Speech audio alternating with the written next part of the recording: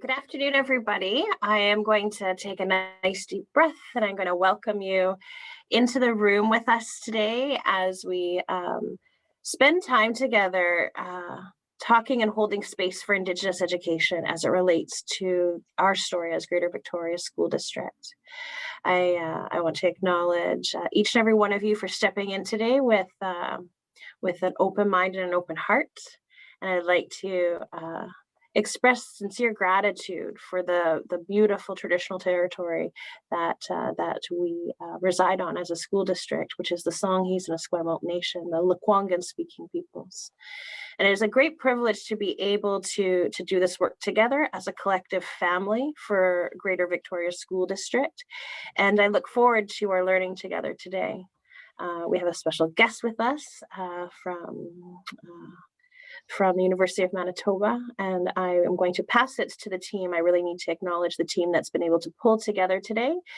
We've got Joanne Mitchell, who will be opening and closing. We've got Tammy Renyard, and we've got Dave Shortreed. And between the four of us, we are here to coach, assist, and guide and help however we can so we can share this space together collectively. I'm going to pass this to Joanne to do the introduction. Thank you.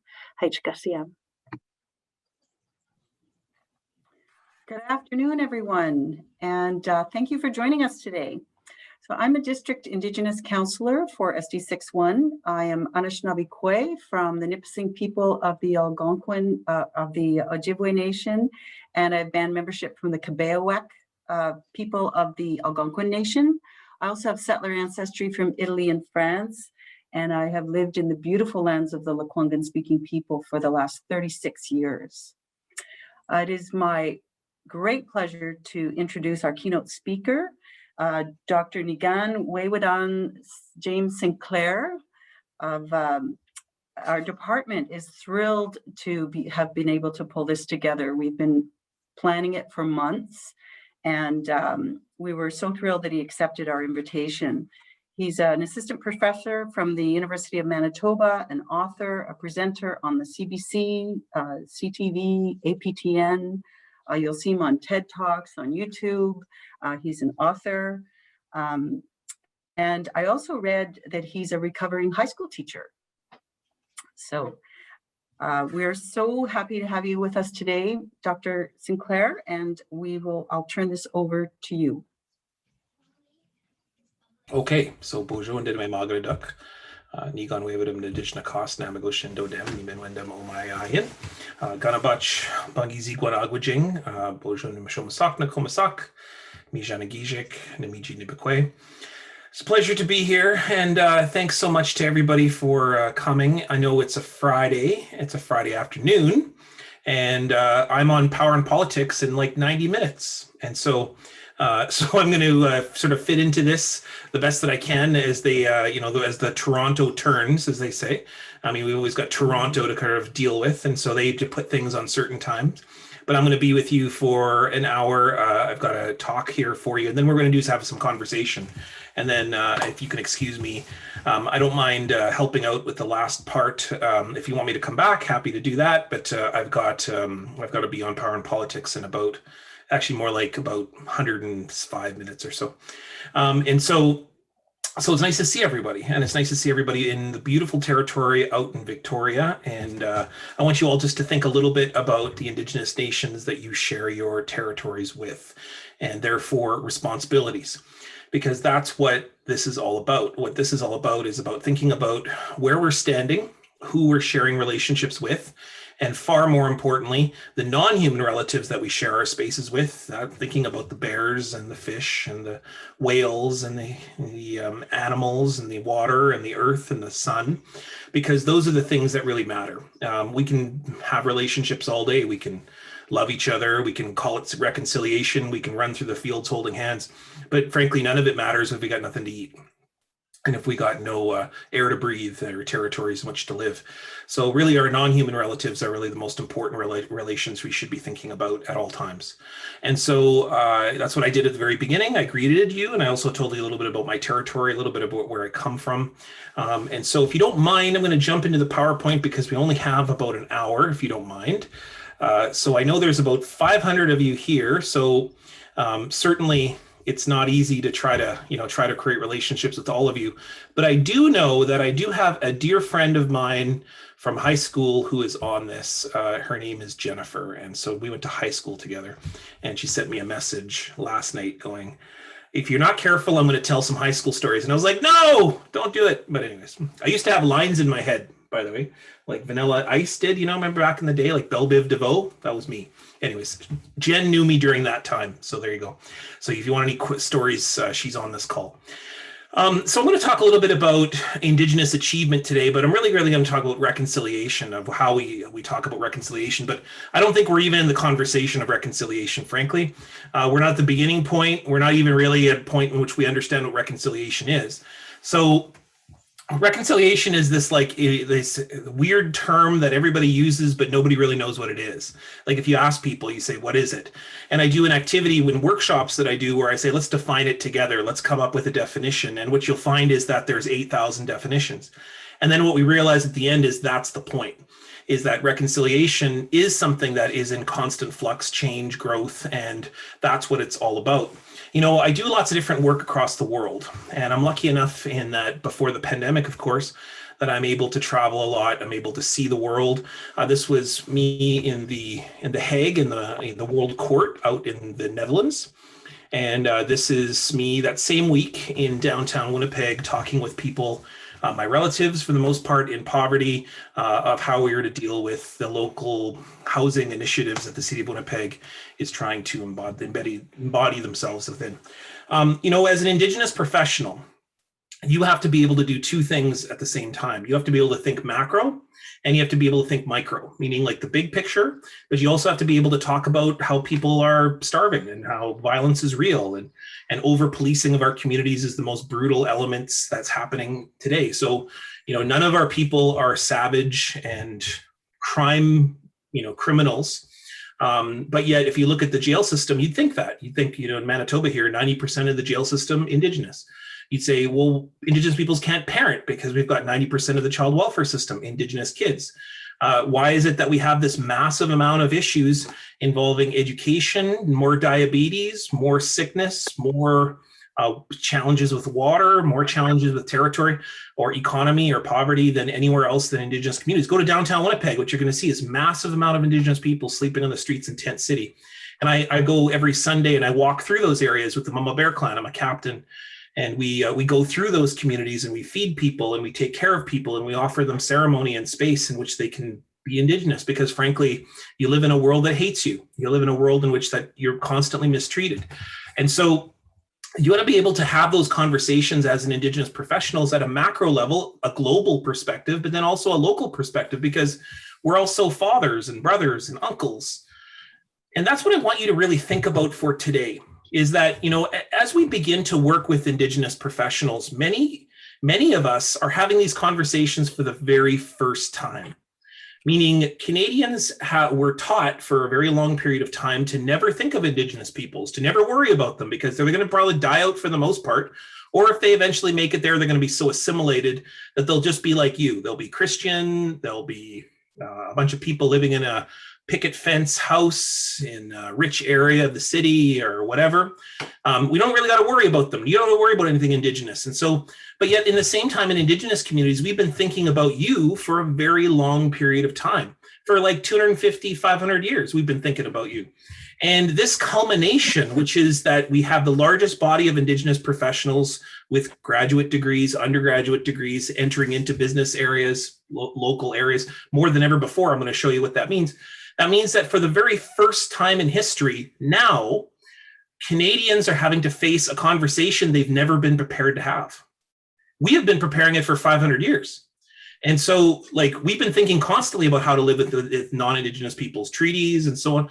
Non-Indigenous peoples really not thought about it very much. They haven't been prepared for this conversation, and generally it's very scary. And so, non-Indigenous peoples, perhaps we might want to think a little bit about what that looks like. And it might just be that our roles as parents, as people who care about one another, people who talk about one another and read, that might be the most important elements of all in this time period to prepare us for what we might one day call reconciliation.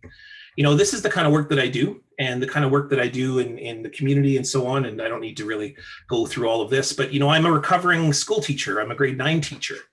And my very first day was at a place called Kelvin High School. And Kelvin High School is where my daughter goes now. It's in River Heights in downtown Winnipeg. And it's one of the oldest schools, established in 1912. And I was a grade 9 drama teacher, and I taught grade 9 through 12 drama. And there's two things that are in the neighborhood of Kelvin that are worth noting. The first is that Kelvin is in a fairly affluent area. It's in really the first suburb of Winnipeg, going all the way back to the 19th century. So it's a fairly decent, well-off, upper middle class area. But right beside that, Kelvin is the St. Mary's Girls Academy, which tells you a little bit about the fact there's the richest private school for girls in the city right beside Kelvin. So affluent area, pretty decent, well-off area. Second is right beside Kelvin is also the Sherry Zedek Synagogue, which tells you that the Jewish community here in the city is very powerful. In fact, we just saw a march yesterday afternoon for the current conflict between the Palestinians and the Israelis out in the Middle East right now. So it's very happening in my neighborhood right now. And so this neighborhood is very full of Jewish people, fairly affluent people. And so my very first day of Kelvin, I'm the very first Indigenous teacher in the south end of Winnipeg. Let me just say that again. I was the very first Indigenous teacher in the south end of Winnipeg. I was hired in 2000. That means within 20 years, you're still seeing a generation of firsts. I would say for most Indigenous peoples, you are the first of something. You are the first of your family to go to university. You're the first of your community to go to university or to get a job in a industry. My father's the first Indigenous judge in Manitoba history. Eventually will be one of the very first Indigenous senators in the government of Canada. My sister is the first Indigenous travel agent in her industry, first Indigenous travel agent in our family. My other sister is the first computer programmer. I was the first teacher. I'm also the first professor. I'm also the first columnist writer. When you're the first in the pool, the water can be the coldest. And so that means that, we've got a lot of things that happen when you enter into those conversations that I remember facing things as a teacher my very first year, which was very complicated. A lot of people with very staunch views involving Indigenous peoples. This is like 2000. This is not very long ago, only 2 decades ago. So I walked into Kelvin my very first day. I was a drama teacher, and Mr. Wilkes pulled me into the office and he said, "Hey, Mr. Sinclair, nice to see you." I was like, "Nice to be here, Mr. Wilkes. Happy to see you." And he said, "Are you ready for the big musical? Because that's your job. You're going to put on the big musical this year." And I said, "Absolutely." And he said, "Okay, well, here's what the musical is going to be." And he slid the script across the table at me, and on top of it said, "Fiddler on the Roof." Now, I don't know if you know what Fiddler on the Roof is all about, but it's about Jewish people, Jewish history, culture, language. There's ceremonies in it. There's like a wedding scene in it. So you got to basically know everything about Jewish culture, history. You got to know a little bit about anti-Semitism. You got to know a little bit about, how to pronounce words. You got to know about what a marriage ceremony looks like. I grew up in Manitoba. I'm a Anishinaabe guy in Manitoba here. I don't know if I knew any Jewish people. I don't know. I don't even know, my family's never not been here. I've lived here my whole life. Started teaching when I was about 25, and I didn't even know, did I know any Jewish people? It turns out I did. I went to high school with them, and my best friend girlfriend was Jewish. I didn't know that. She certainly never took me to the synagogue or anything like that. So I didn't know anything, nothing. I didn't know anything about Jewish language, culture, history, tradition, anti-Semitism. I didn't know any of that stuff. So what I did was what most of us probably would have done, which is I ran to the synagogue across the street and I said, "Okay, Rabbi, I got 1 hour. Tell me everything about being Jewish. Go." And what did I learn? Nothing. I got 1 hour. I learned that he liked tea. I learned a little bit about his family. I learned a little bit about my family.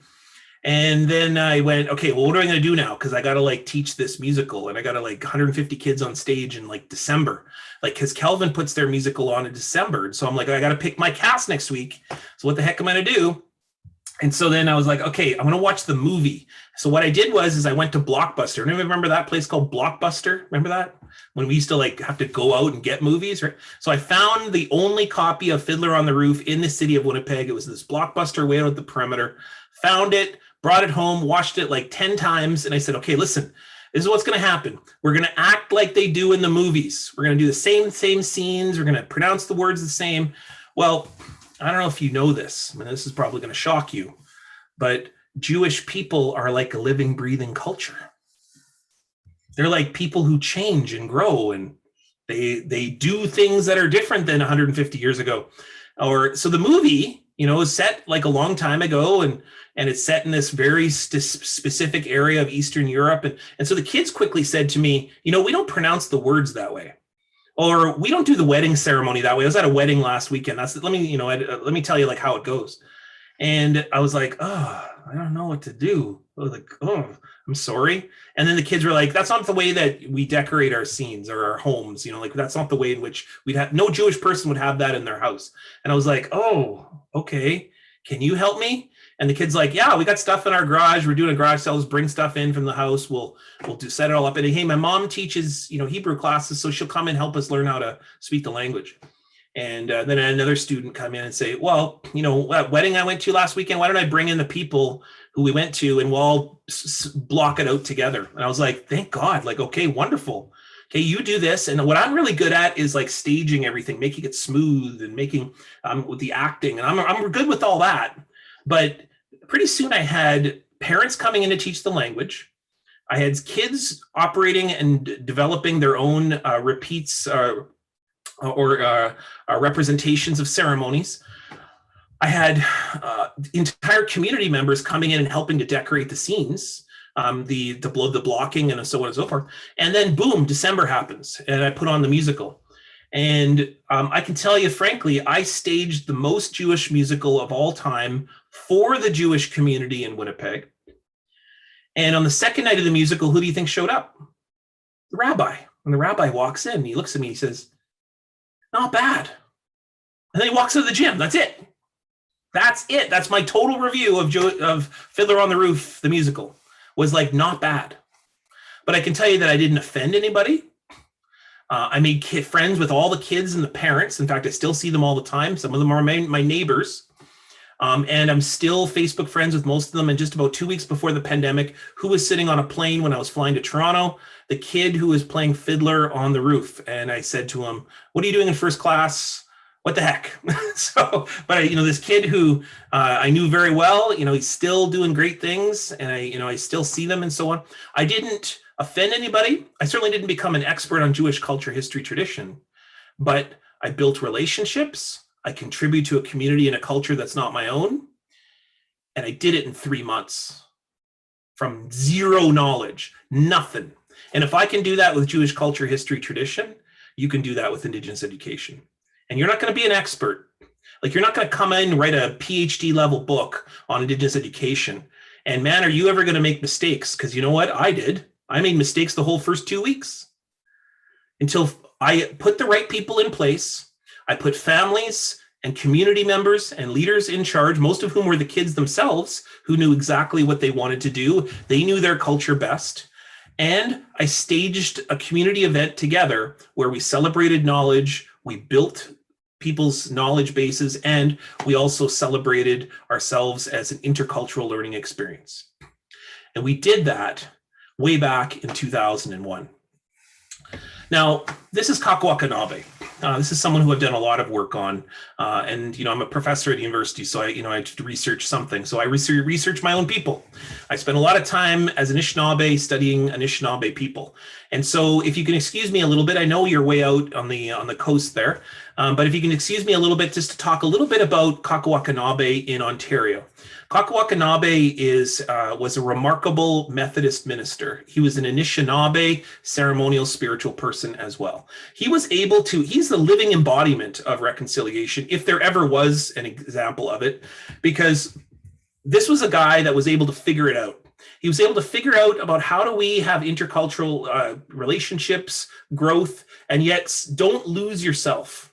Maintain your identity, maintain your relationships, and build your life for the future.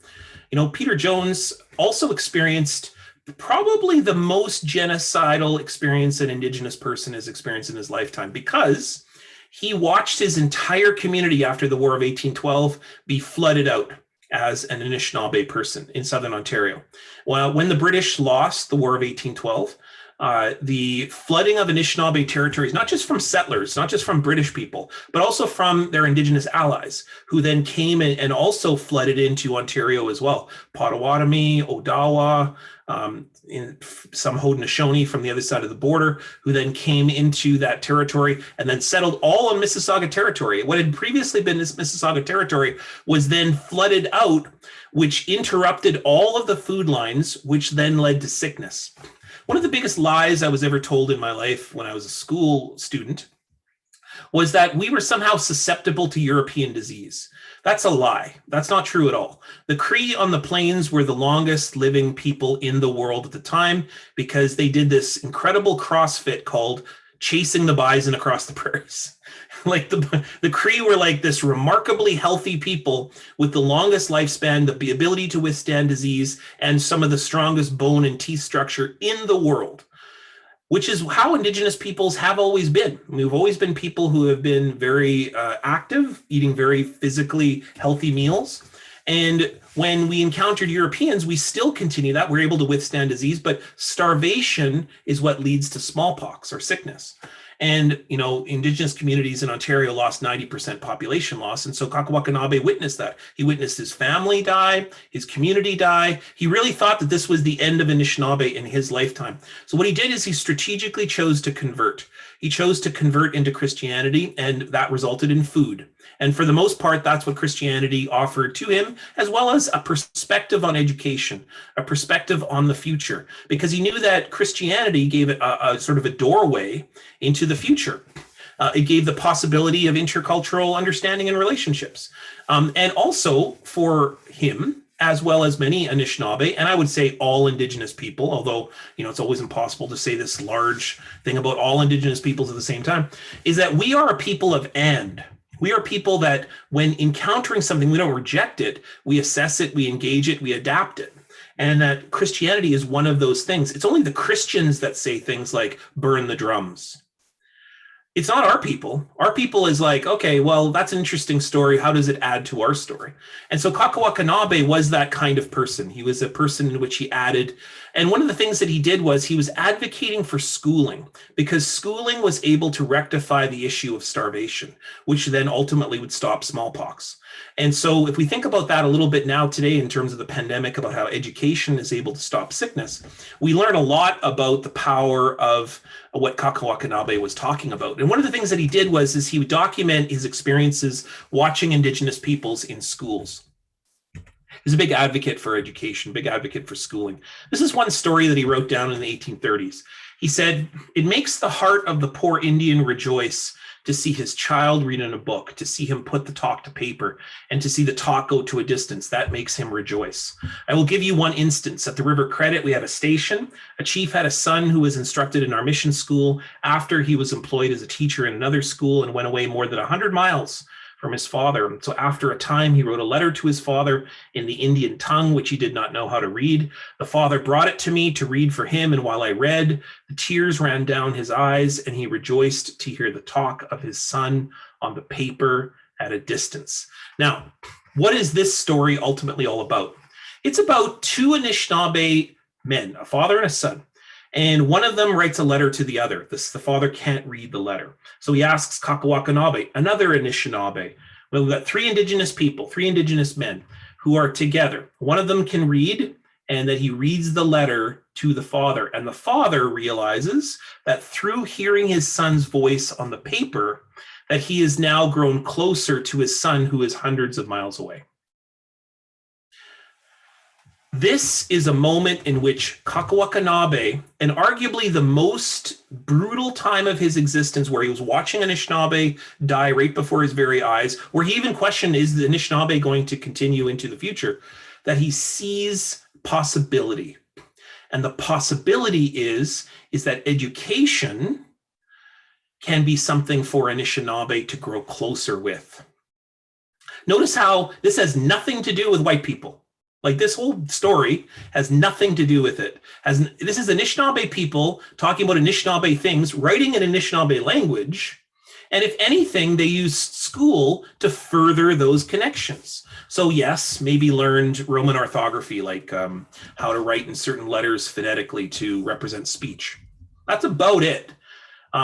These are Anishinaabe people doing Anishinaabe things, using schooling to do so, and building their relationships as a result.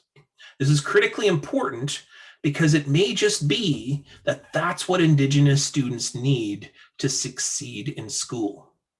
That it might just be that schooling has to build Indigenous relationships in order for Indigenous peoples to be successful.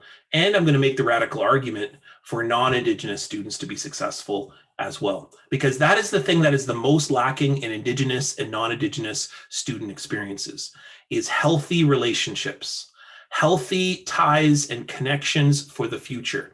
And where are those things? Well, here's a hint. It's not in the classroom.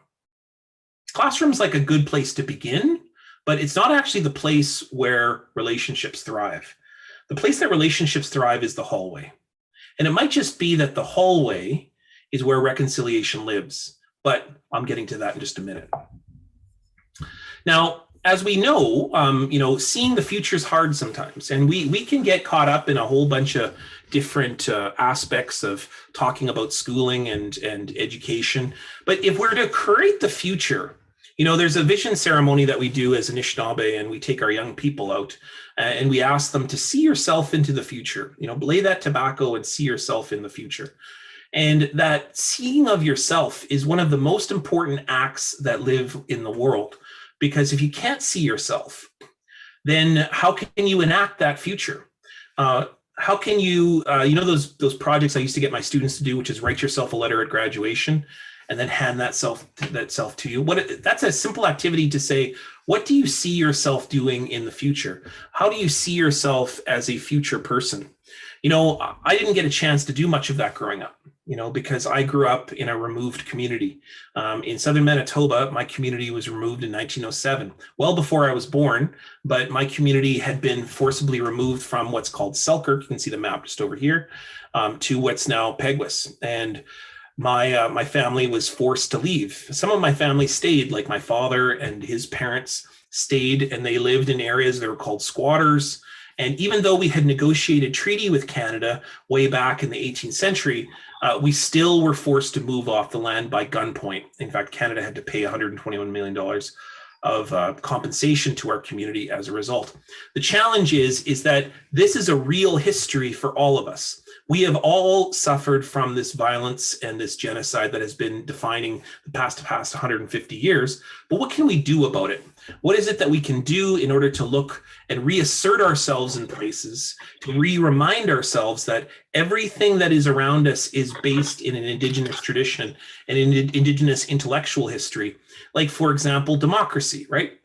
Or let's try healthcare.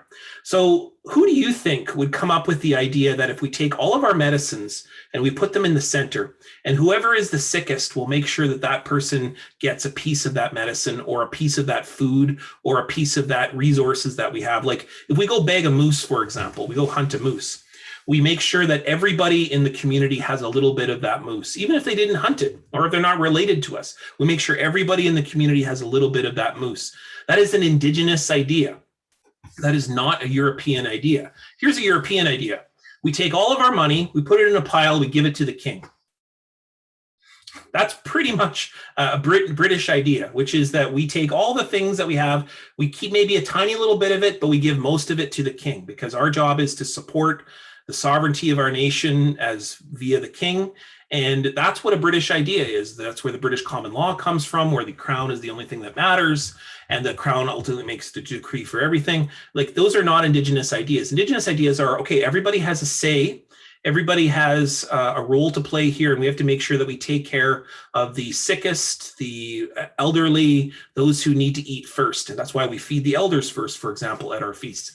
Now, these are important premises, because what we look at and we start to notice that everything in Canadian is uniquely Indigenous, like everything: democracy, healthcare, UN peacekeepers, the social welfare state, multiculturalism.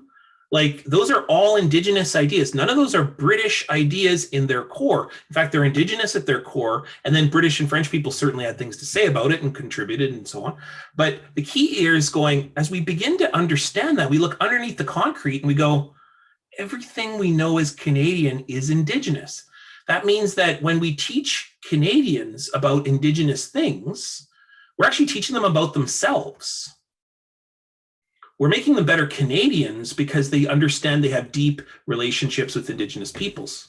Like, for example, at this map right here, nativeland.ca, one of the things that I really like about this map, and you can download it, you can look at it if you want, is nativeland.ca, is that it shows you kind of territories, languages, you can click on things, you can download things. And one thing you'll start to notice is that Indigenous peoples have multiple identities, multiple languages, and somehow we all maintain some integrity in all of that. Like, look at North America in this way. Like, if we just say territories, well, like, we don't need the United Nations, it's already here.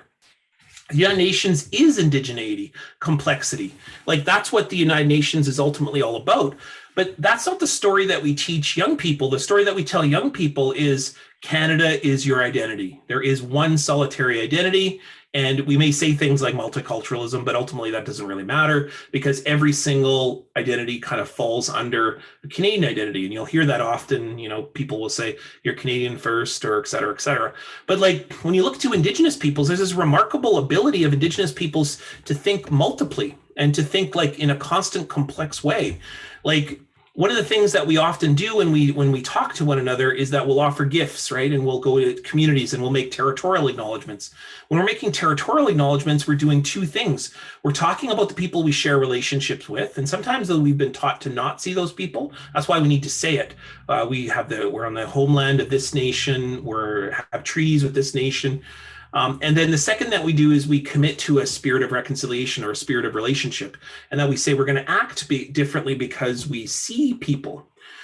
That's about complexity. That's about saying that we have all these different elements, which is why creation stories are so important. In fact, you know, Indigenous peoples are always interested in creation stories, not just of ourselves, but of others. Like, where did you come from? Why are you here? Who can help you? Where are you going? Like, all of these different parts are ultimately what we do in ceremony as Anishinaabe, but we also want to hear that about other people, which is probably why it was so interesting to spend time with early missionaries and why Anishinaabe were so interested, because they heard the creation stories of others throughout the world. And the thing that we always realized was if you knew more creation stories, you learn more about the rest of the world. You learn some really fundamental tenets, which is that there's always more to know. And second is that when you learn something new more, then the way that you look at the world previously has changed as well. So the way that you've understood things for 100 years begins to change as well. That's education. That's good old-fashioned education. You know, when we talk about Indigenous education models, these are models from the Canadian Council of Learning. Notice two really important things. One is for Indigenous peoples, there's root causes that can only be community-driven. That's things like clan, language, ancestors, languages, traditions, and ceremonies. Notice that for every Indigenous learning model, if we say, how do Indigenous peoples learn? The first thing that has to happen is there must be a strong community. And then second is that when the roots go out, the tree goes out into creation, that you can learn about all these other different peoples, but then you also come back home. And that you come back to those things, those roots, and those roots change at the same time. Now, this is really, really important that you understand that for Indigenous people, the only way that we learn outwardly is we must bring it back to the inward, meaning to bring it back to the nation, bring it back to the community. Like, these are critical ways in which we centralize our premises about Indigenous education. So what we've learned so far is 5 basic premises. First, Indigenous education is about every aspect of your life. So it's like there's no point in which it ends or begins. It is everything. And one of the things that's important is that Indigenous education is really about science. It's not really about story at all. We often put Indigenous education in ELA classes, but it's really about science. You have to understand the world before you can talk about it. Second thing is, Indigenous education is about every aspect of the community. If we go back over here, we can see that it's about all different elements and different connective threads that involve the education, the education of a young person or an older person, meaning that the earth, the water, the non-humans, and then also the non-native peoples, the people who you share territories with, the Cree peoples, if you're Anishinaabe, and that all these different elements come in and help build you as an Anishinaabe or Indigenous person. Third, Indigenous education is really about mystery, because we never know it all. And that when you realize that you never know it all, then you accept that mystery is inherently a part of the all. Meaning that if I look at a tree, for example, I can never see all of the tree, no matter where I stand in creation. That means I accept that there is mystery as a part of the tree. I'll never know everything. Scientists will often call this black matter, but for Indigenous peoples, we call it spirit, meaning that like we'll never quite understand the entirety of the spirit, but the spirit is not religion. Like it's not a matter of like belief. This is just a fact. So spirit is something that's created through the collaboration of understanding, the collaboration of relationship. Like I think of spirit more like an energy, right? It's not something you believe, like you can never convert to Anishinaabe, not like religion, right? Spirit is like smudging as an example, right? So if you smudge, what you're doing is you're saying the medicine is a part of the earth, I'm bringing that into me. That's where you get into energy. Or if I tell a joke, right? And we both laugh, that we're getting the spirit of community or the spirit of laughter. Like Indigenous life is about spirituality, not about religion. There's no word often for any of us use for religion.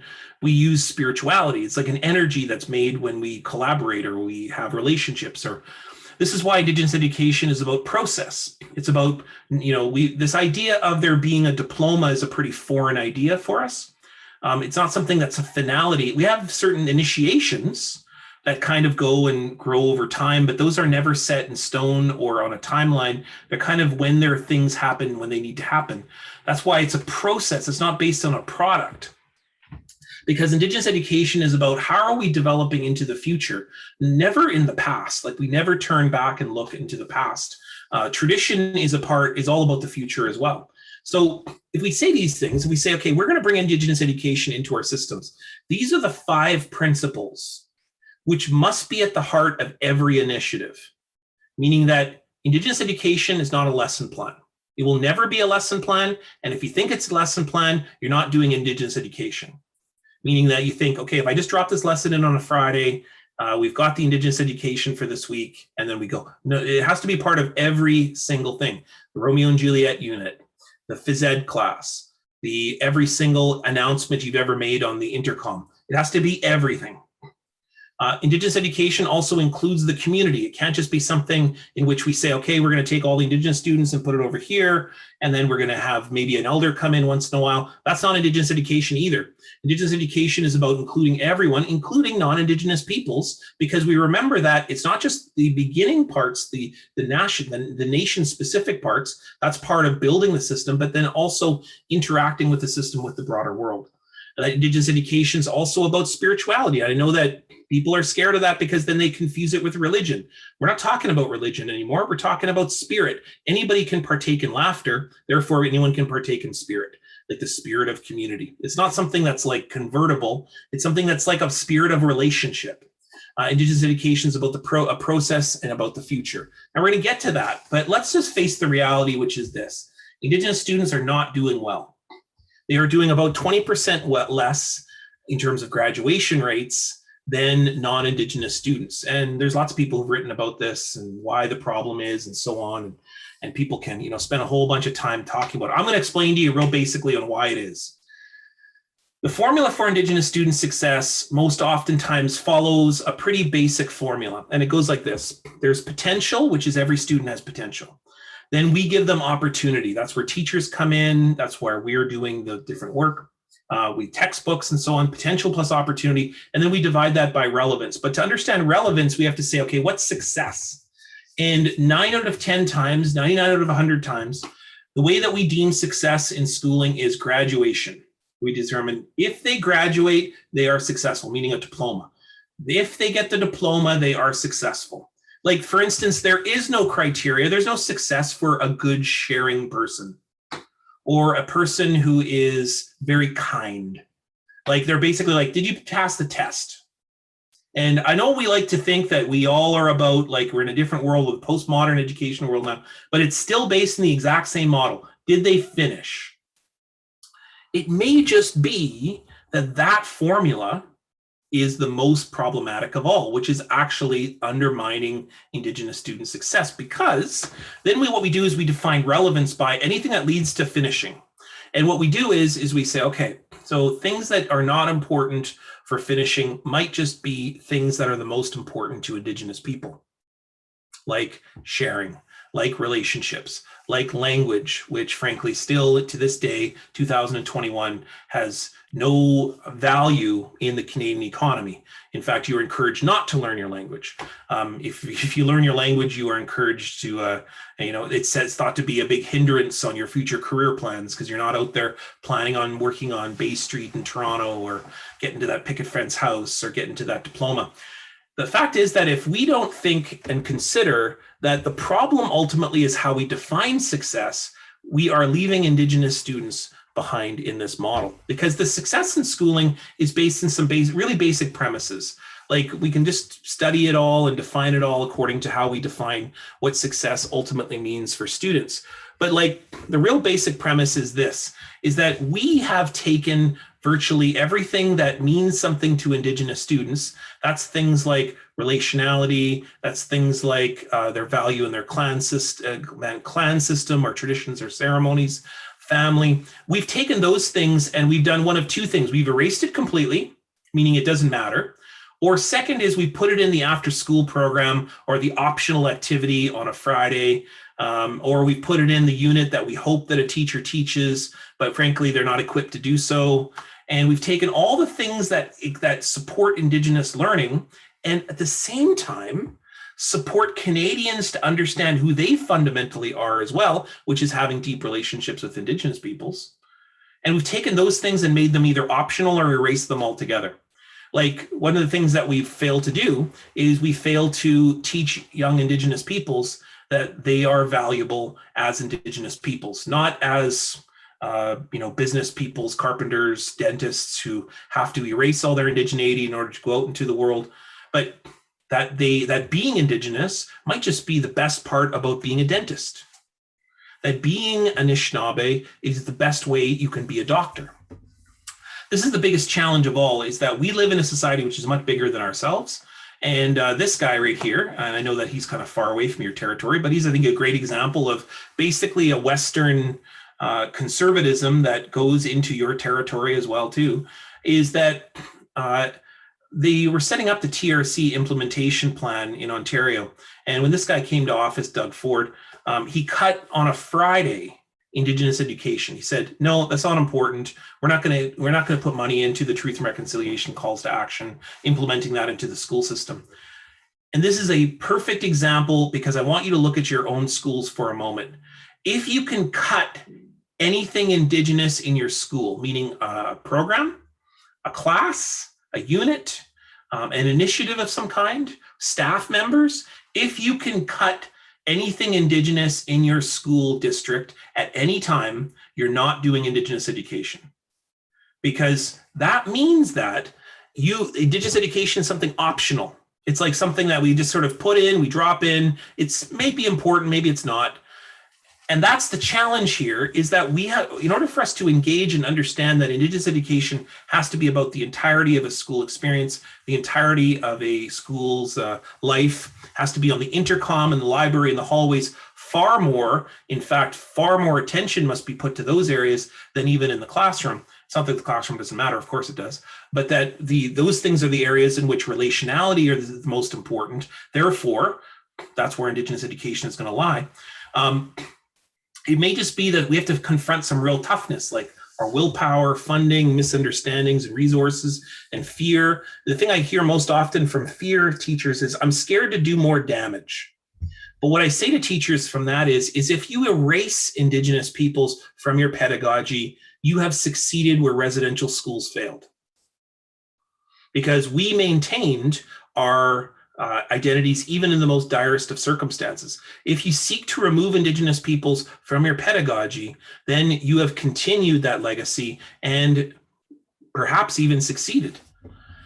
The reality is this: we're all in this together. And we're all in this together in that the Indigenous peoples are the fastest growing population in the country. And yes, you're not seeing it as much as we are here on the prairies. The fact is that Indigenous peoples make up 20% of our community here in Manitoba. That means every fifth person you are meeting is Indigenous. That means every fifth person is a business leader, a political leader, a government employee, a father, a daughter, like all of these different things. And that means every single person lives beside, works beside, or is married to an Indigenous person here in Manitoba. That means that we cannot deny that we're all in this together. And it might just be that what's happening in Winnipeg will be where you are headed. And yes, out in Vancouver and Victoria, which is you look over here, yes, we have the biggest red dot, the largest proportional population in the country. But notice how your dots are actually bigger. Like if you look at the Indigenous communities in British Columbia and Ontario, you actually triple, quadruple, in some cases 6 times as high as what we have here in Manitoba, but you see it less due to the population base. But we're coming, 42.5% in 10 years, 2006 to 2016, Indigenous growth. No one is even close to that. Like no one's even remotely close to that. Indigenous young people are between the ages of 5 and 19 most often, and the average age of Canadians is between 45 and 59. Who do you think is going to be paying the taxes in the future, leading the business industry, leading the areas of across the public and the private sector? It's going to be in a large portion Indigenous peoples. And the sooner that we can realize that we're all in this together, that if you cannot work with Indigenous peoples, you are unemployable, the sooner that we will realize that it is our pedagogy and our responsibility to do that. And our responsibility is this. We have to realize that schools are social systems. Schools are not about curriculum. Like they are not. Like if you ask a student, you say, what's the best part of your school experience? None of them will say algebra. Not one. Not one of them will say Romeo and Juliet. Not one of them will ever, not once, not ever, say that unit that you taught, even if they loved it. Because what they're going to say is my friends. They're going to say the best part of my school experience is maybe a teacher or an experience that I had on the band trip or the hockey team or whatever. We don't teach curriculum, we teach relationships. That's what we do in schools. Like 80% of a student's day is relationships. Even in a classroom, like they don't remember your lesson, but they sure remember your tone. And the body of that means that we have to think about how we teach, how we counsel, what community comes in. We have to think about how we learn and the way that we assess, because curriculum is important for sure. But I'm far more interested in school attitudes. I'm far more interested in counseling and learning styles and assessment. And here's the thing I'm most interested in is school culture. Because I guarantee to you that school culture, like if you have a racist sports logo as a part of your school, that teaches far more than any Indigenous Voices unit in grade 9, like 100 times over. 100 times over the sports logo mascot, or the songs you sing on the intercom, or the library displays that they walk by 150 times over a semester. Like that is far more influential than your unit. And that means that we have to start thinking about how schools are social systems. And at the University of Manitoba, we've started to do that. And we've had a great deal of success within our walls. And what we've done is we've realized that infrastructure matters. The way that we name things matter. And most importantly, the stories that we tell, the way that we counsel, the elders and residents that we have, the rooms that we build, all of those things matter. And then we've had incredible amount of success of students who then come out and they graduate. Now, granted, they have to make it here. And frankly, when they do make it through the programs, most oftentimes we have to provide specific sports for Indigenous students to get ready for university, to be able to do that. And part of that is remarkable things start to happen. This is Braden Harper. Braden is out there and he's doing really great things. He works for the Winnipeg Blue Bombers, and he went through our business program and he learned about treaty. And one of the things about treaty here on the prairies is that we talk about how we live together. So when you do an activity like football, which is what he works for, the Winnipeg Blue Bombers, you start to notice some things. Football is about land theft. And so he taught the Blue Bombers and he said, okay, like that's about land theft and it's kind of triggering. So why don't we talk about being treaty people before the game? And he convinced the Bombers to do a territorial acknowledgement, and they did. And turns out the Bombers also have another sports franchise here in the city called the Winnipeg Jets. And they started to do a territorial acknowledgement too. And because of Braden, now the Winnipeg Jets do it. And the Winnipeg Jets didn't just do that, they began to indigenize their logos. And then the Jets also had a big drum that opened up some of their games. They also had Métis jiggers that played in the intermission. They had a throat singer that opened up the night. And then they did this amazing thing. And now, ladies and gentlemen, please give a warm Bell MTS Place welcome to the Strong Warrior Girls Anishinaabe singers who will perform our national anthem in Ojibwe.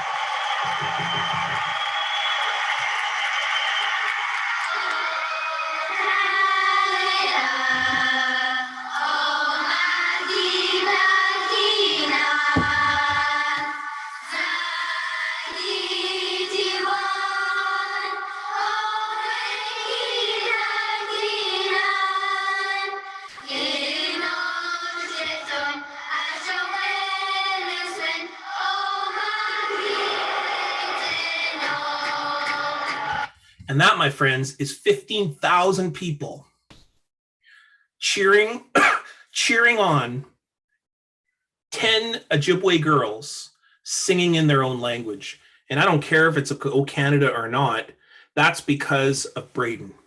Braden made that happen. And why did Braden make it happen? Because we knew that we have to support Indigenous students' experience, their relationships, because that's what leads to success. Not the curriculum. The curriculum is a part, but it's about empowering young people to feel good through elders and space and names, because we know that schools are social systems.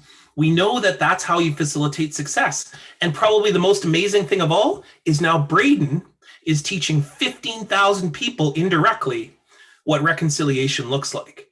And that is how we bring reconciliation forward. That's how we do it.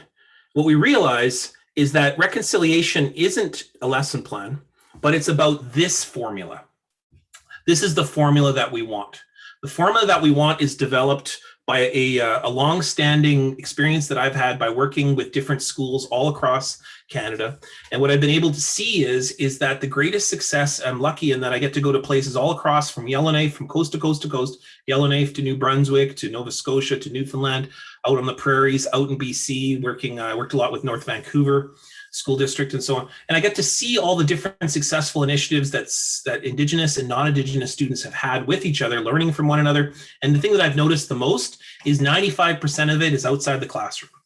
95% of it is what leads to success inside the classroom is if you have a positive environment, an environment of relationality, you work with counseling and student services and supports, and that yes, classroom matters. The classroom's actually not what we have to worry about, because remember, it's about relationships. We teach relationships, we don't teach curriculum.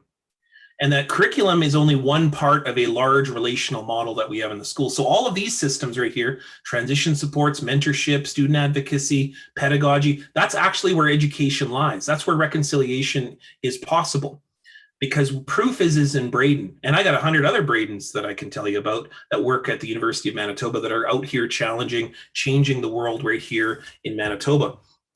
And the remarkable thing is this is the formula that leads to success, because these are the things that come out of those models: the respect, relationships, a new sense of relevancy, and then ultimately responsibilities. What I did is I broke that down for you right here so that you can start to see, and if you want to know what that means. But let me just show you what the formula now looks like. We take respect and we say we all have respect. We have respect for the violences that have happened, that continue to be happening, but we also have respect for that. We want to change that. And if we take every person who has those three criteria, we say that person has respect and wants to change. That's where territorial acknowledgements are so important. We really live it, that we believe it. And then what we do is we say, okay, we commit every teacher, every person involved in the school, administrator, to a relational model. And then we build relationships. And that's where we get the exponents, because every single teacher will be exponentially growing that system. And then we take the good old potential and opportunity. We already know what that is. Every student comes with potential. We offer opportunity as teachers, as administrators, as librarians.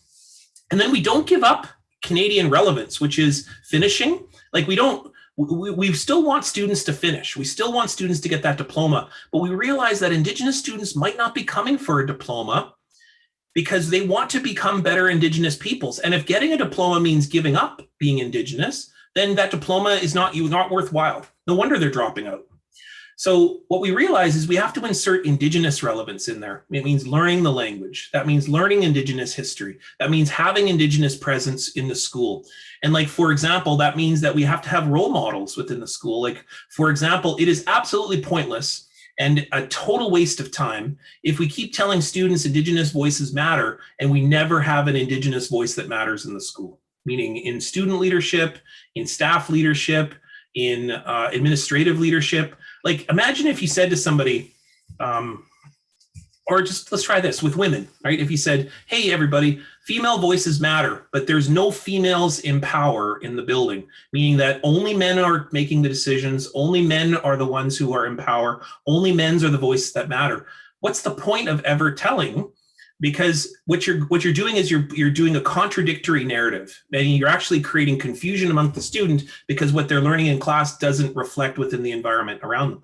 We have to have those things match. That means Indigenous voices matter in the classroom. Indigenous voices must matter in teachers, in the decision-making powers in the school, and most importantly, throughout every single element, on the walls, on the intercom, in the library.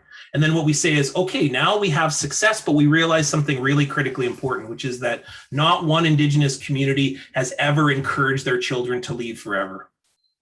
Like, that's the residential school model. The residential school model is that students were supposed to leave and never come back. Indigenous models is that when Indigenous students get that diploma or they finish that program, now they have more responsibility. They have to come back to the community and build relationships or make two of them. Well, this is what I often say to Indigenous graduation ceremonies. I say, your job is now to create two of you. Like one day I got my degree. You can see my diplomas over here. And I thought I was pretty hot stuff. I went to UBC, one of the best schools in the country. I was pretty proud of myself. And I went to my auntie's house and I said, hey, auntie, listen, I'm Dr. Sinclair. Look at how big I am. Look how important I am. And I said, isn't this amazing? And she smiled and she looked at my PhD diploma or my PhD degree. And she said, she went to the closet and she got an axe and she said, congratulations, Dr. Sinclair. Here's an axe. Go chop me some wood. Now it's not that my auntie doesn't love me, but she's always reminding me that I have a place in home and my place is to be a nephew.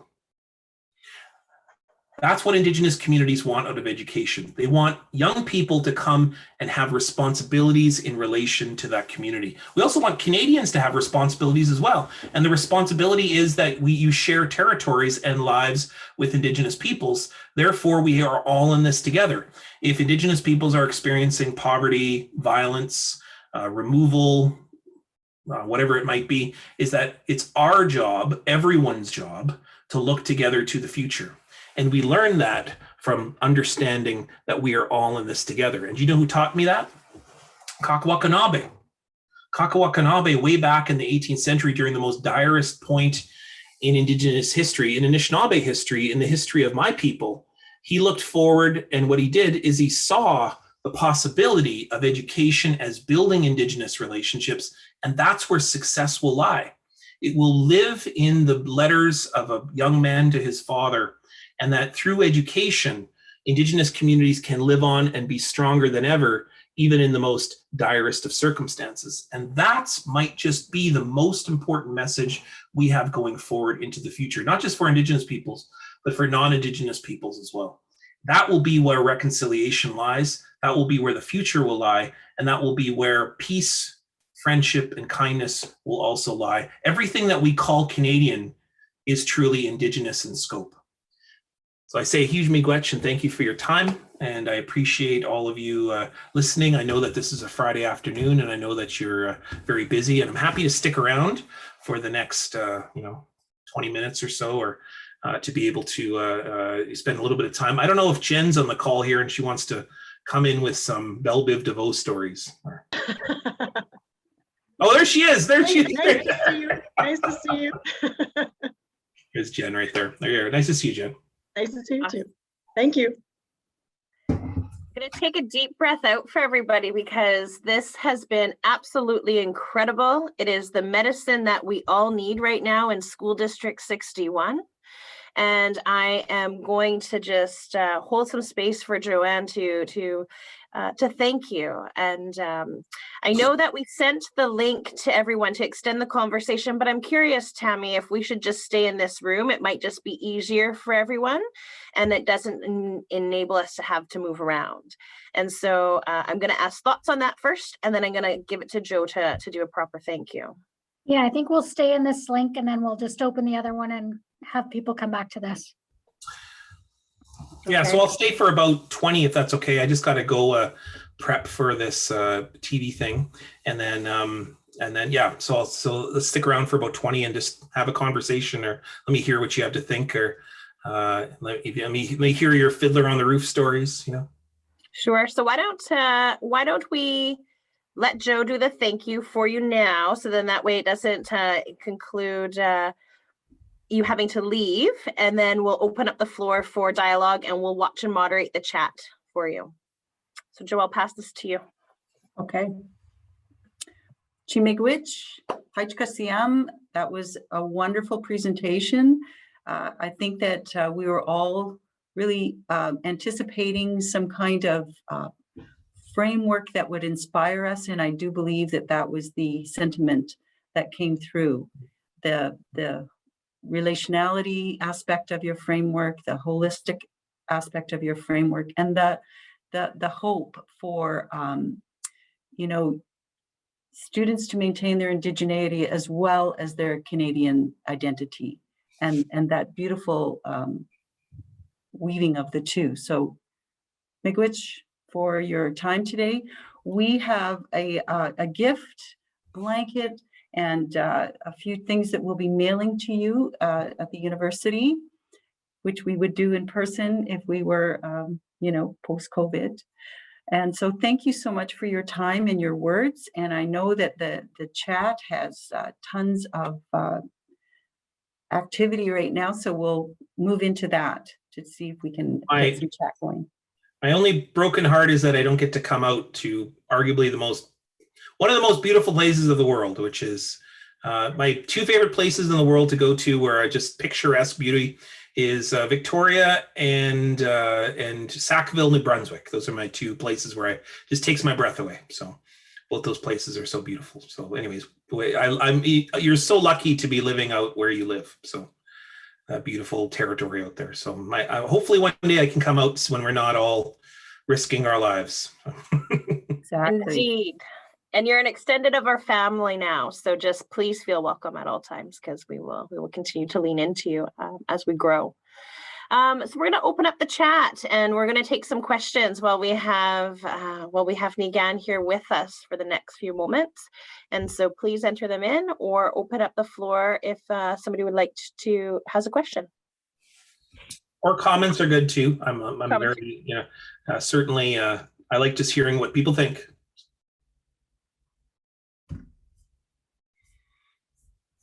There was a question back saying, are you saying reconciliation is more about conflict between organized religion and First Nations?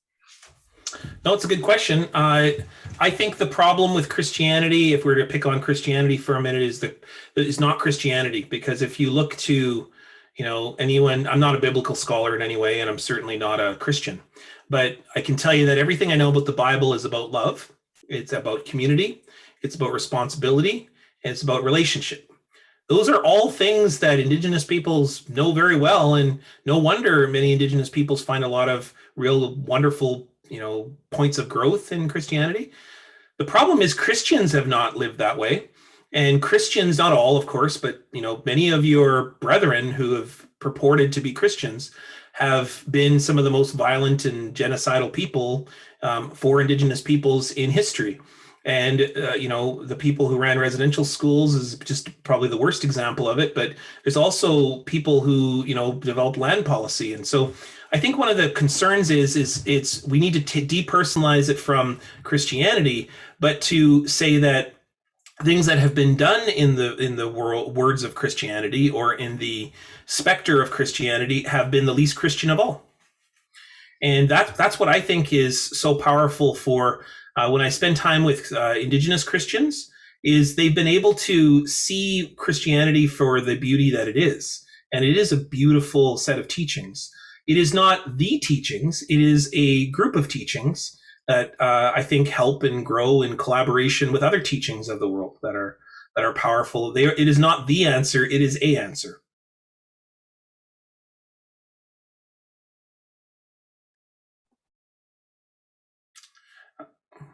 Thank you. Just looking to see if we have other questions. Lots of gratitude in the chat.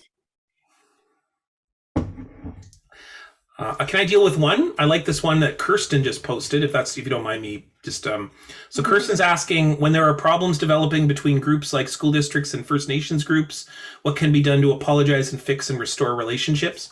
I love that question because I get it a lot. I get a lot of, when I come into districts and divisions, what we call in Manitoba, I get a lot of questions about like, this happened and it's really inhibiting our relationship with this First Nation who sends us their kids, because we often teach a lot of Indigenous kids, they bus or whatever, sometimes we have schools in the community. And so a lot of things happen, I think, because of a lack of humility. And I think sometimes what we are conditioned to do as educators and as people in power, and frankly, we are people in power. I mean, we may not feel that way in relation to governments who tend to treat teachers like so terribly, but the fact is that you have a lot of power. You have a power to make and break someone's life. And so we sometimes are put in those positions in which Indigenous communities who have been the ones who have been removed from power the most look at a school and an institution as a face of power. And whether you like it or not, what I say to teachers is it's not your fault that colonialism happened, but it is your inheritance. Like, it's not your fault that people had their land stolen and that there was sterilization programs for women or murder missing Indigenous women and girls. And, the fact is that this over incarceration of young Indigenous men, like, none of those are your fault, but they are your inheritance. That means that the institution that you represent comes with you. And it's not your fault that someone's mad at you because of the institution, but it is your inheritance. That means that being extra kind, extra generous, or being extra cognizant of the legacy that you come with is probably the most important thing you can do as a teacher. And that means humility is the rule of the day, because Canada has been defined by genocide against Indigenous peoples, continues to perpetuate that. The Indian Act is still here. We can still look in downtown Winnipeg and see people sleeping in the streets in Tent City. I know because I patrol there every Sunday, and 90% of them are Indigenous. Like, that's not a fluke, that's intentional. That means that the genocide is still happening. The way that we change that is the bravery and the audacity of love, the audacity of believing in change, the audacity of believing in education. And that means that we as educators are the most revolutionary of all, because we believe that conversation can change lives and knowledge changes lives, and belief in people changes lives. And having humility for that means that we go, okay, well, things have happened. We have to be extra careful now, extra listening. That's why I say to teachers, don't be surprised if there's no Indigenous parents in your parent-teacher night. Go to them. Go to them. It's not part of your job description. No one's going to pay you extra for that, but that's your inheritance. You inherit the residential school system because you are a teacher. That's not your fault. It is your inheritance, though. So now your job is to go out to the community, begin to recognize you are part of that legacy, and then say, I'm going to be something different. I'm going to be extra involved and engaged and kind and listen. All those things that residential schools were not.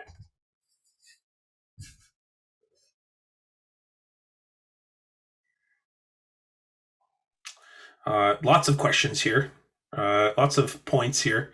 Can I deal with Peter's? Is that okay? Yes. Looks like I'm just sort of handling it myself. I'm sorry. That's great. You go for it. Peter, do you have a specific example in your life as to how you see the world today? Is there a specific time or mentor that you can give credit to? So, there's a reason why I show that video. Like, I can remember, I work with the Winnipeg Jets, and I wrote the territorial acknowledgement that they use at the games. There was a really interesting moment for me that happened through that experience. The Jets were invited to do the Heritage Classic, which was, and I use a hockey example because I think it speaks to Canadians, so I take it for what it is here. But they invited me to write the territorial acknowledgement. I worked very hard, about 5 years, to help them to understand what that means. It's not just something you say, but it's something you have to do. So that means you have to invest in Indigenous communities. You have to hire Indigenous peoples. You have to train your employees to be invested in reconciliation as well. The Jets have done all of that. I've written columns about it. You can read it in the Winnipeg Free Press. But one thing that they did was the proudest thing that ever happened is that the Heritage Classic was in Saskatoon, and it's an NHL event. It's not a Jets event, so the Jets had no control over the beginning and end of the game. And the NHL said to the Winnipeg Jets, "We're not going to do the territorial acknowledgement because that's your thing. That's on your territory, and we're in charge here. We're not going to make the territorial acknowledgement." And the owner of the Winnipeg Jets said, "Well, we just won't play then." And that's wow. That's what it means to be in relationship with Indigenous peoples. You stand up for us. You stand up for us when we're not there. And that's what reconciliation looks like. Because when we stand up for one another and we have the audacity of love, that's how we begin to rectify and we change what has been the 250 years of dominance and violence in the country. And that's just a tiny little thing, but I think that means a lot to a lot of people. It meant a lot to me. Because it just said that it matters, right? And I can tell you that I learned that actually from my uncle. My uncle was a guy who never gave up on me during the biggest mistakes I ever made in my life. Still loves me. In fact, I'm named James after him. His name is Jim. And my uncle is the person who, my father is an important person in my life, but he wasn't around me for a long time. He went on his own journey for quite a while. But my uncle never gave up on me. He used to take me for onion rings into A&W every Sunday, and he would tell me, you'd ask me questions like, who do you want to be when you grow up? And do you really want to do that thing that you're doing right now? And then he would tell me stories about his time in residential school. And he would tell me that, this is what happened to me. And he told me the truth of what had happened. And it helped me a lot to understand my own life, my own grandfather, my own father, and most importantly, who I am as an Anishinaabe person. So my uncle. And Jen knows exactly the A&W in Selkirk I'm talking about. I used to go there with my mom for fries on Saturdays, so we just missed each other. That's right.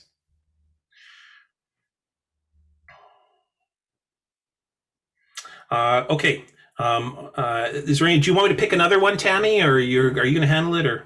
I'm just quickly going through lots of comments. Again, talking about the tensions and seeing contradiction between what we're hearing about reconciliation and then what sometimes that it looks like in the school system with jobs being lost and where cuts are being made. Anyone else have a direct? You're talking to a guy who lives in an austerity province right now with a very strong right-wing government, and there's been just an outright war on teachers, a refusal to give them vaccines. A refusal to, the Premier of Manitoba told teachers to drive to North Dakota to get vaccines. That's the Premier of the province told teachers that. It is an environment that's very acrimonious and very rancorous. But I can tell you that the truth is that there is nobody that's more revolutionary than teachers. You have such incredible power to believe in relationship and community, and to, in little schools, I see these beautiful points of growth and possibility. And I remember, and I won't even tell them, this is not even an Indigenous example, but when I was a teacher, I helped the first LGBTQ group get started at my school. I just offered my room. That's all I did. I didn't, because I'm certainly not I'm a hetero person. I'm an ally. I'm not an LGBTQ advocate per se, but I'm a good ally, And I said, yeah, of course you can have my room. And people, they got a lot of embarrassment and a lot of shame heaped upon them when they started that group, because people said, why do you do that group? What's the point? And parents were like, how dare you bring up sexuality with my kid and talk about that in the hallways? And these teachers and these students who started that group, they were brave. And I stood up and said, no, that's how we work together.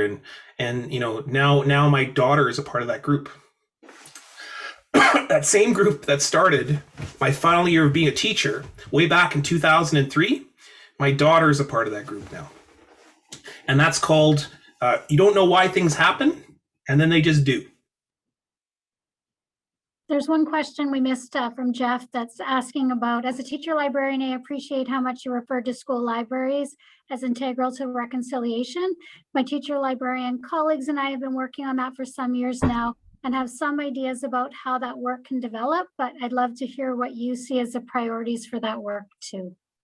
So I was hired as the Indigenous Scholar in Residence for York Region District School Board, which is the largest school board in Ontario. Largest school board north of Toronto. It has they trained me just to train the administrators, which is 1,000 administrators. So I trained them over 9 days during a year. So they broke them up into 3 groups, and then I flew in, teach for 3 days, and I come back to Manitoba. Anyways, this is back in 2018. And the most amazing thing is out of those initiatives came the most innovative library projects I ever saw.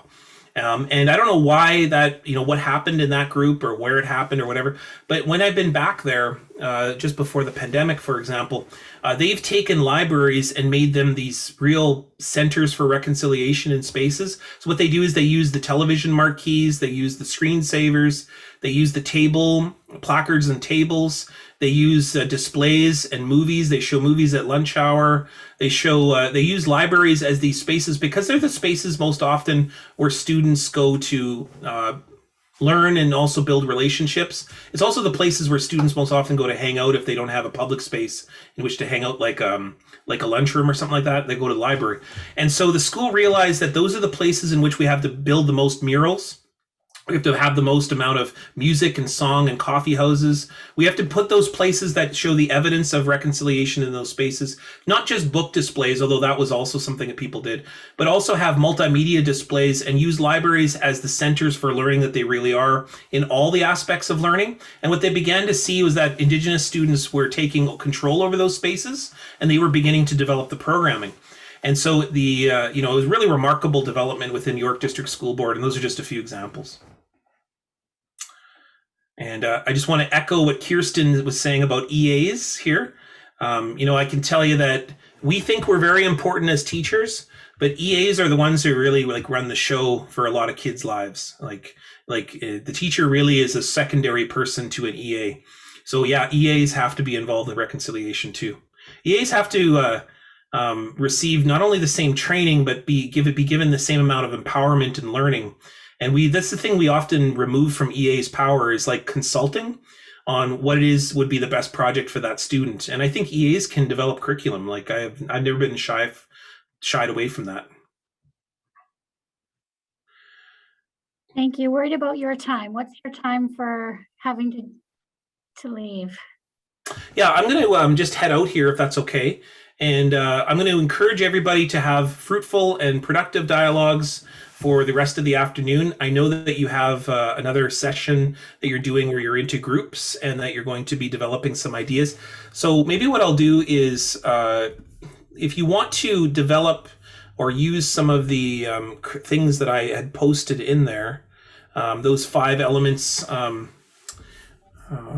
don't think I actually have the PowerPoint up anymore. But, oh yeah, I do. Yeah. So do you want me to show those quickly before I go, just to help people with your conversing?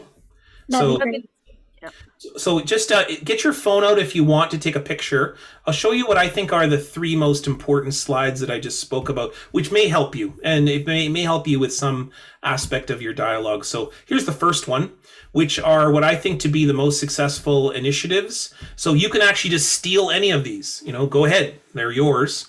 And those are the ones that I think are the most successful initiatives. The second one that I think is the most important is what I call the 5 principles, which are here, which is that Indigenous education has to evolve these 5 elements or these 5 principles.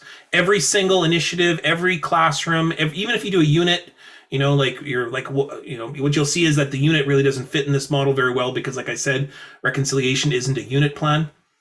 So, but what this is where you think about schools. And of course, this deeply relates with this slide right here, right? The school is a social system, but we all know this, right? This is nothing new. And we as teachers certainly know that. But the formula is the last part here, because I think the formula really gives you a way in which you can think a lot about how Indigenous education can operate within your spaces. So feel free to take a picture of that or whatever you want, yeah. Okay. That will hopefully add to your dialogue, support you in the best way that, the best way that you can do, or the best way that you can move forward into the future. I'm sorry that I've got to run. Thank you so much. Thank Hey, you. you got you, everybody. Take care of yourself and see you You later, betcha. everybody. And Jen, you're not allowed to tell any more stories, okay? Okay, all right, take care. Bye-bye, everybody. Take care. Bye. There's really great takeaways and opportunities for us to, go through this transitional time that we're in at SD61 in Indigenous education, right? So we're breathing awareness into our world. We are opening and expanding where we believe that we need to go to next. And we need to collectively do this together. And we need to share power together to be able to walk alongside each other in this work. And so I want to extend a huge amount of gratitude to each and every one of you, to each and every one of our schools, to our for caretaking and being the stewards of the education of all children, right? And what does that mean for us? And how do we anchor ourselves into our values, into our belief systems, right? And what does that truly, truly mean? And so I'm going to wish you all a very lovely long weekend, because it is beautiful out there and the sun is shining. And I'm going to again extend, please reach out to us here in the Indigenous Education Department. We are here. We are your family. We will be your critical friends. We will be a place of safety. And every member on that district team will extend the same opportunity as well. So please know that we're here. And that you can ask us any of those questions. Tammy and I do a ton of work together, right? And I, again, want to hold my hands up and say hi to Tammy and to Dave and to Joanne. You are a beautiful part of this family that has allowed us to land together today to make the opportunity as experiential as it has been. And so you are rock stars. And thank you for that. I so greatly appreciate it. If there's nothing else, I am going to just stay on, and we as the four will stay on as you bid farewell, and we'll answer any questions that you have. Promise you we'll get you the recording to all the users next week, and you'll have it, because we're not going to do that work this weekend. We're going to do it next week when we get back to work. Okay. Bye, family.